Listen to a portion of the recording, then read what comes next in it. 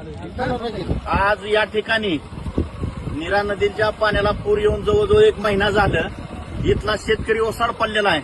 इथल्या शेतकऱ्यांच्या जमिनी वाहून गेलेल्या आहेत. पुरामध्ये वैरणी असतील, काय ऊस असतील, मका असतील, जे काय अन्य पिकं असतील ती सर्व पिकं वाहून गेलेली आहेत. आणि रस्त्याच्या खाल्ला जो शेतकरी आहे तो पूर्ण उघडा पडलेला आहे. आज त्याच्या रानात माती बघायला राहिलेली नाही, खडकाला माती गेलेली आहे, पाईपलाईनी फुटलेले आहेत, पाईपलाईनी कोरड्या पडलेले आहेत. त्या शेतकऱ्यांना बघण्यासाठी इथल्या तालुक्याचा विद्यमान आमदार आला नाही, विद्यमान खासदार आला नाही, कुठलाच नेता आला नाही आणि शासकीय कर्मचारी देखील सुद्धा या ठिकाणी आलेला नाही. माझं त्या आमदार खासदारांना सांगणं आहे की त्या 22 गावांचा पाण्याचा प्रश्न सुटलेला आहे, तिकडे पाहणी करण्यापेक्षा हा माझा शेतकरी इथं आज कोलमडलेला आहे.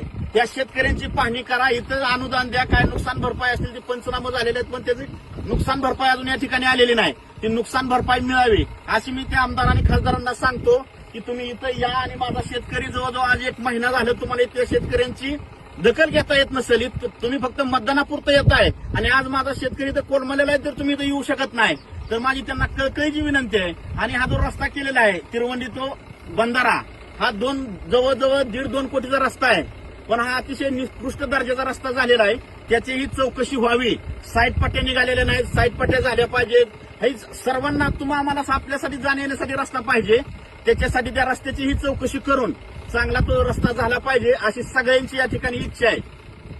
आणि या ठिकाणी शासनानं लवकरात लवकर दखल घेऊन इथल्या शेतकऱ्यांना न्याय द्यावा.